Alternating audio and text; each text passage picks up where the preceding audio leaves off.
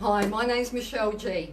Well, thank you for joining me tonight, and if you're on here, please start a watch party, share it with your friends, because something that you're about to hear tonight, some things I'm pretty sure a lot of you will relate to, and I'm sharing it from my heart to give it to you.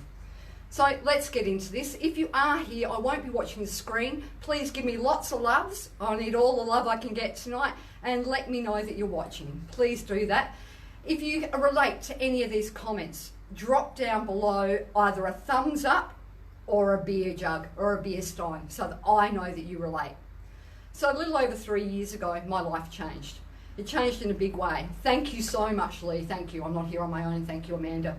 So a little over 3.5 years ago, I had to have an operation, and it's for my parathyroid.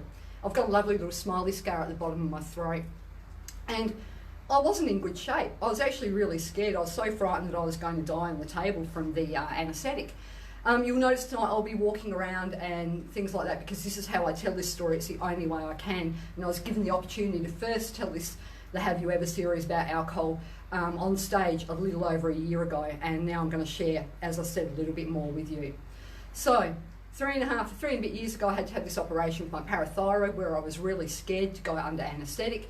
I hadn't been looking after myself, and I found a program that not only changed me from the outside, but it also taught me a lot about myself on the inside, and it taught me about what I was doing to myself. Now, for those of you who don't know, I was up to 3 bottles of champagne each and every night. 3 bottles of champagne, not 1, not 2, 3 bottles. On the weekends, I'll chuck in some vodka, a couple of litres of vodka, 3 bottles of champagne on a Saturday night and a Sunday night. Why? Because alcohol is legal.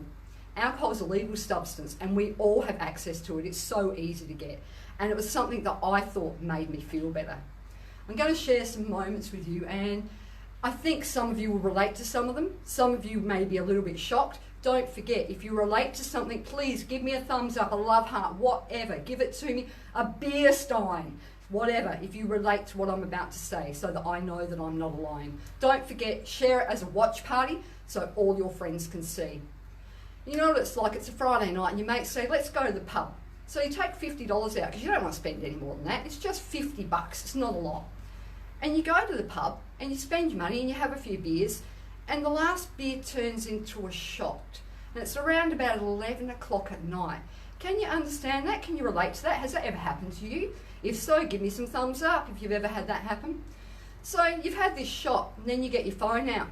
Mobile phones, worst thing when everyone's ever been drinking. What happens? You see that bloke's name that you put in your phone the week before, and you think he's pretty hot. Or you think, I need to talk to mum. Or maybe I'll tell my kids. And so you send 10 texts of how much you love them, because you're still in the pub and you're feeling really good and you're madly in love with your family or the bloke or whatever, and you send these 10 texts, I love you, I love you, I love you. Can you relate to that? Can you relate to that? Have you ever done that? Give me thumbs up, love hearts. Come on guys, drop me a beer stein. So you leave the pub because, you know, you only went for $50 worth of drinks. It's now 1 o'clock in the morning and you've got to go home. You get home and you're thinking a bit more, and that shot's kicking in, and you think, look at your phone. Why haven't they texted me back? So you send another 10 texts. Why haven't you texted me? Why aren't you talking to me? What's going on with you?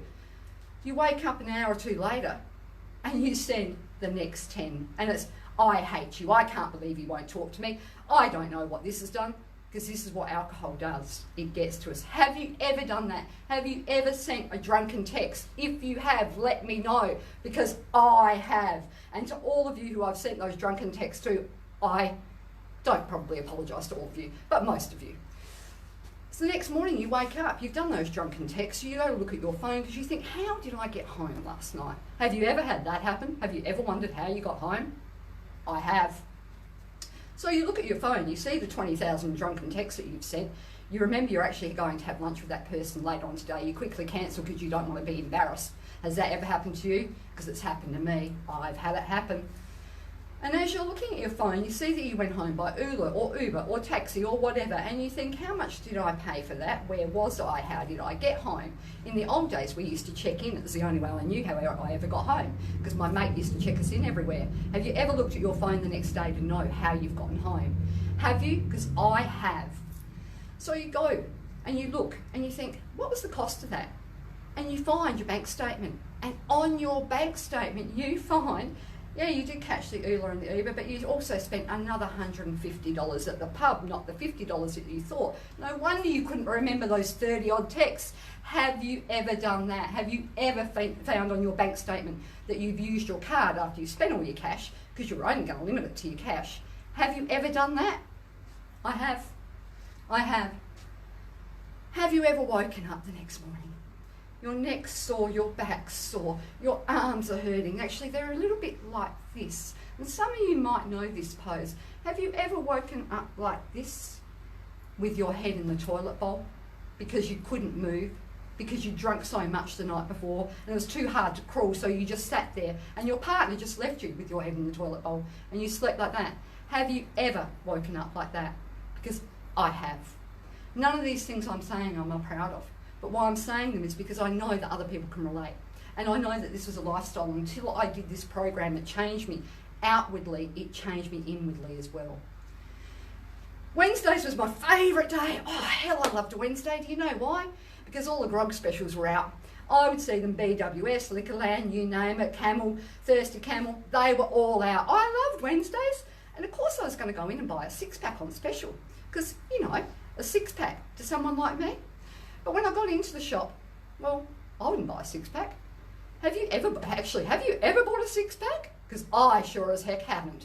I buy a carton. I go the whole 4. You've got to carry them out. You've got to have the slab. And while I'm carrying out that slab, I grab a litre bottle. I've got no idea why 700ml bottles were ever made, because I've never had them anymore. Litre bottles were the only things I grabbed. And why did I grab that? Because on the weekend I was going to go to a mate's house and I might not have enough. So I had my carton and I'd have my litre bottle. I'd go home, hubby would be out or the kids would be out, and I'd think, I'll just have a glass. Have you ever done that? Even though it's for the weekend, that bottle's meant to be for the weekend and you've bought it for that special occasion because it was on special. Have you ever done that and then opened it when you've gotten home? I have. Way more than once. The next morning you get up, the bottle of vodka's on the bench. It's 3/4 gone. You think you feel a little bit hazy, but you didn't realise you drank that much. What are you going to do? Hubby's about to walk out of the bedroom. You can't let him see the bloody bottle there. So you go to the tap and you fill it with water. Have you ever topped your vodka bottle up with water, or any of your spirits bottles up with water, so nobody would know? I have. I have. The problem with that was, though, that I knew that I was meant to be taking that bottle out with me on the weekend. So what do? I can't take a bottle with water. So I put that in the cupboard with the other little bits and pieces of bottles that I've got hidden in there. And then I go and buy another one. But where do I go to buy it? Because I've been to bottle shop A, B and C at least once that week. So I've been to 3 bottle shops. So I think I get clever, you know. I really do. I think I'm going to get clever. Have you ever been to all the bottle shops in your town in the 1 week? Have you? Because I have. So you get clever and you go to the drive-through. And you're going through the drive-through and you pull in. And there's the girl that works at the one bottle shop that you normally go inside to. She's on the drive-through, but she saw you as she walked past the other bottle shop you were in the other day. And she just goes and grabs you the bottle and gives it to you. Have you ever been embarrassed because you've been in every bottle shop and every drive-through in your town? I have. All in the space of 1 week, usually 7 to 10 days. Then you get clever. Because after all, we are clever. Alcohol, as dumb as it makes you cunning. And I got clever.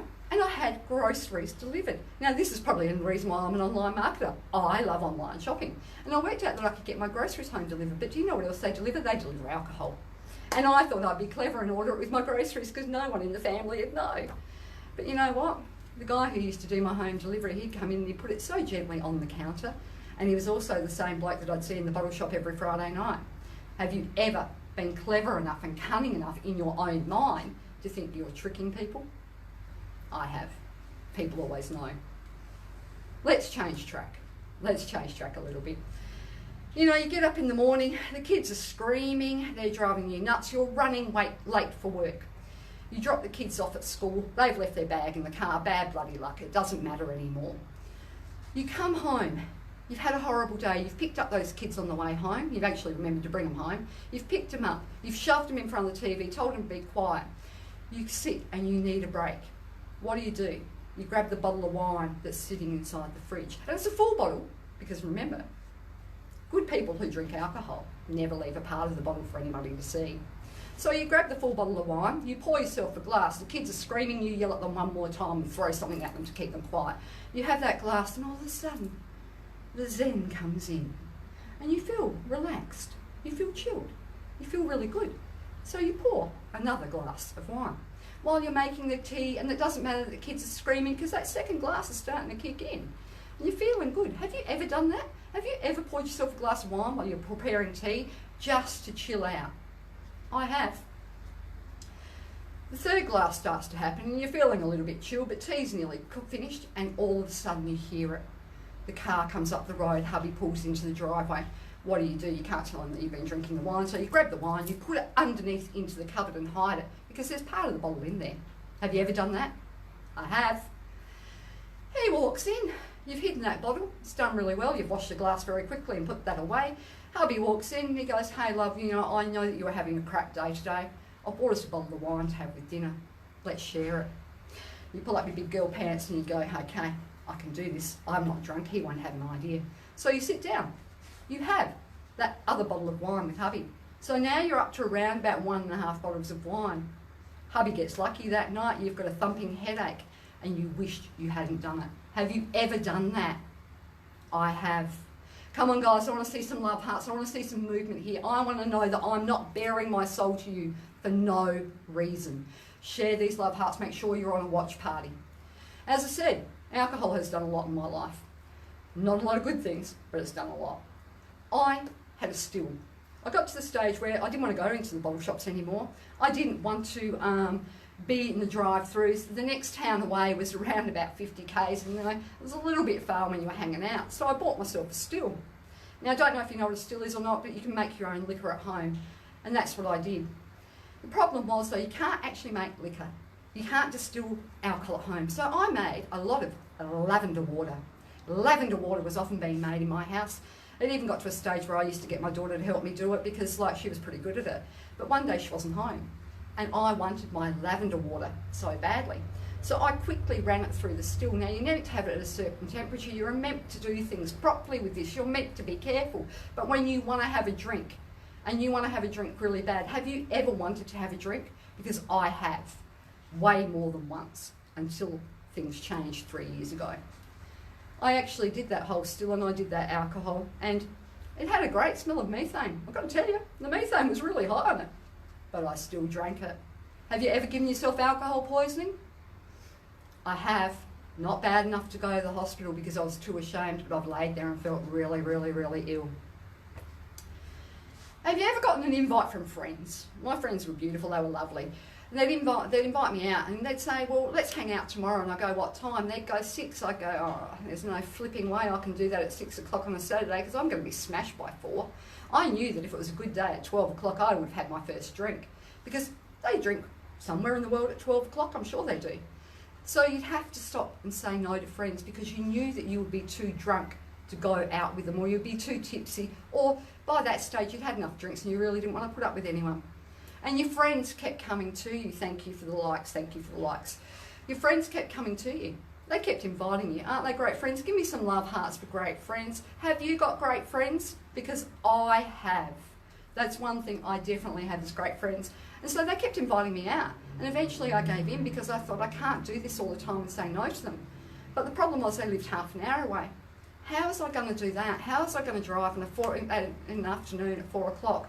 So I got my trusty water bottle and I'd fill it with scotch or with vodka and then I'd top it up with soda water. Have you ever done that? Have you ever drunk your alcohol out of a water bottle? I have. And the only thing that happened though, when you're taking it and you're driving along and you're going to have a drink, and I'm not condoning drink driving, please don't think that I am, not in any way, shape and form. I am telling you about things that I have done. And if you have ever been drink driving, please give me a thumbs up, just let me know that I'm not the only one and I have learnt. I have learnt. So I would put my vodka, I would put my soda water in here. The thing is, you're driving along, you go to have a drink. Do you know these bottles when they've got soda water? That comes and splashes all up in your face, so you're actually wearing your drink. But that's okay, you know, because it's a half-hour drive and you've got a second bottle in the back of the car because you wouldn't want to run out. Have you ever done that? Have you ever taken a roadie because you can't bear the thought of going there without one? Let's go back to the house. You've got all these bottles and they're all in the cupboard.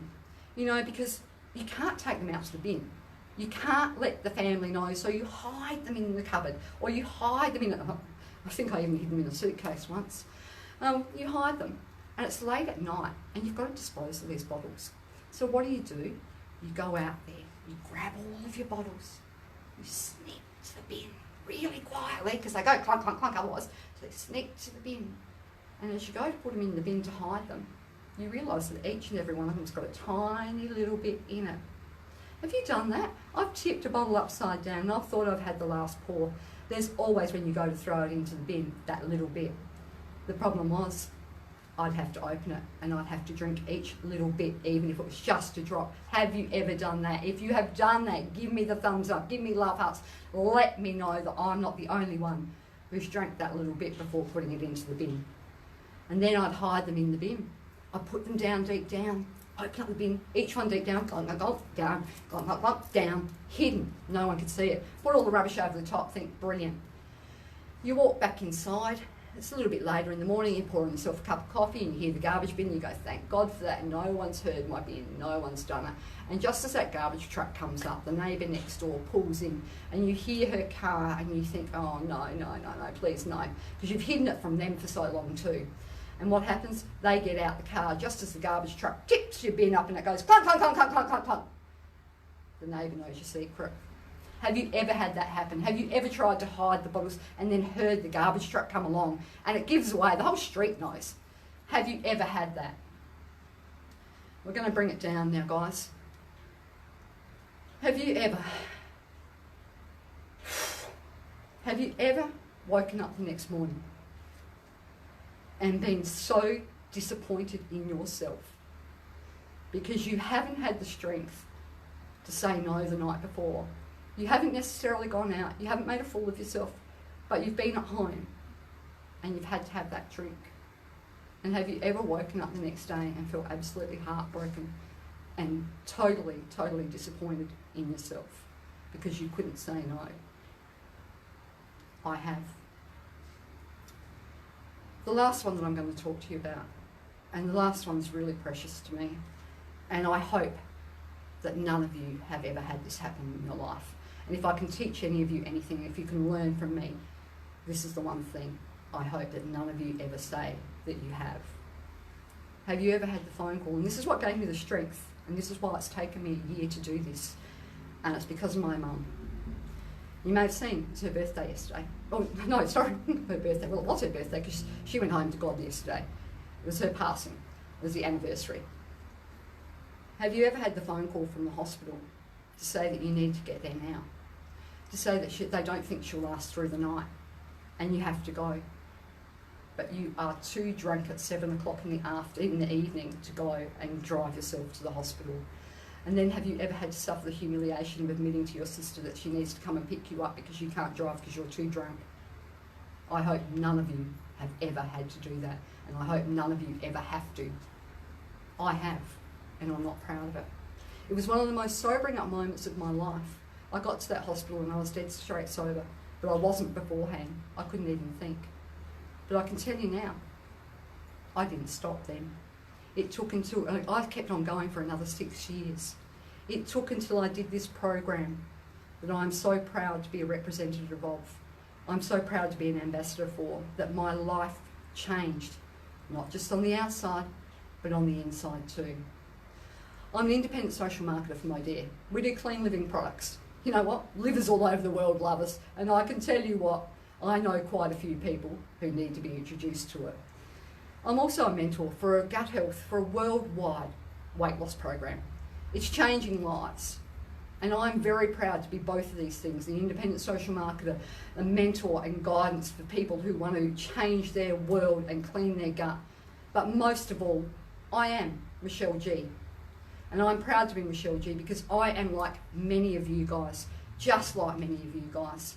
If you'd like to join me in changing lives, message me, ask me how, let me guide you. I would love to guide you on this journey. And you know what?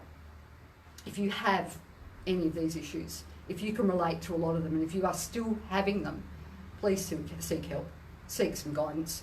share my posts, make me viral for the month of March, and I will have more Have You Ever series, and I may even tell you, believe it or not, I still have some more alcohol ones, but I have some food ones and things like that. Thank you so much for joining me tonight, guys. I am Michelle G. Make me viral for the month of March. See ya.